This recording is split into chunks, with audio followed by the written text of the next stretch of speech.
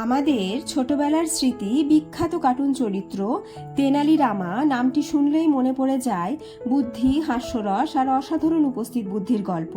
কিন্তু জানেন কি, তিনি শুধু গল্পের চরিত্র নন, বাস্তব ইতিহাসের একজন অসাধারণ মানুষ। আর জানবো তেনালি রামার আসল জীবন কাহিনী। তেনালি রামকৃষ্ণ জন্মগ্রহণ করেন 1479 খ্রিস্টাব্দে 22 সেপ্টেম্বর অন্ধ্রপ্রদেশের এক ছোট্ট গ্রামে। তার পিতার নাম গরলাপটি রামকৃষ্ণ, যিনি শান্তাভুরুর রামলিঙ্গেশ্বর স্বামী মন্দিরের পুরোহিত ছিলেন, এবং মাতা লক্ষ্মীম্মা। ছোটবেলাতেই বাবাকে হারানোর পর তাকে তার মামাবাড়ি তেনালিতে চলে যেতে হয়, আর সেখান থেকেই তার নামের সাথে জুড়ে যায় তেনালি। ধর্মীয় অনুশীলনের কারণে প্রাতিষ্ঠানিক শিক্ষা না পেলেও নিজ চেষ্টায় তিনি মারাঠি, কন্নড়, তামিল, হিন্দি সহ একাধিক ভাষা শিখে ফেলেন। ছোটবেলা থেকেই তিনি ছিলেন জ্ঞান পিপাসু। পরে তিনি সারদা দেবীর সাথে বিবাহ বন্ধনে আবদ্ধ হন ও তাদের এক পুত্র ভাস্কর শর্মা ও কন্যা অমৃতা। নিজের ভাষাগত দক্ষতার মাধ্যমে ধীরে ধীরে তিনি কবি হিসেবে পরিচিতি লাভ করেন। নাটকের দলে যোগ দিয়ে বিভিন্ন জায়গায় অভিনয় ও কবিতা আবৃত্তি করতেন। একদিন সেই দল বিজয়নগর সাম্রাজ্যের রাজা কৃষ্ণদেব রায়ের দরবারে পৌঁছায়।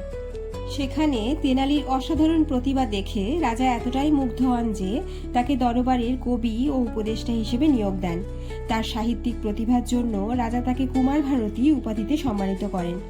তিনি শুধু রাজাকে হাসাতেন না, বরং নিজের বুদ্ধি দিয়ে জটিল সমস্যার সমাধানও করতেন। তিনি একজন বড় সাহিত্যিক ছিলেন।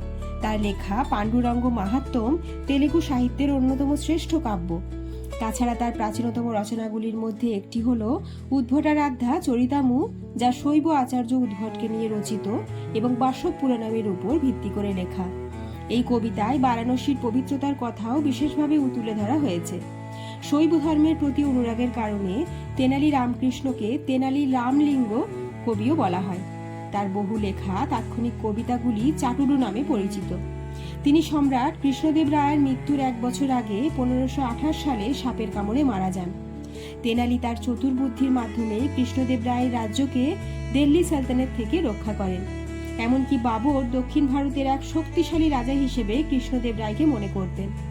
শতাব্দীর পর শতাব্দী ধরে বহু মানুষকে হাসিয়ে তিনি আজও অমর হয়ে আছেন তার বুদ্ধি, সাহিত্য ও অসংখ্য মজার গল্পের মাধ্যমে।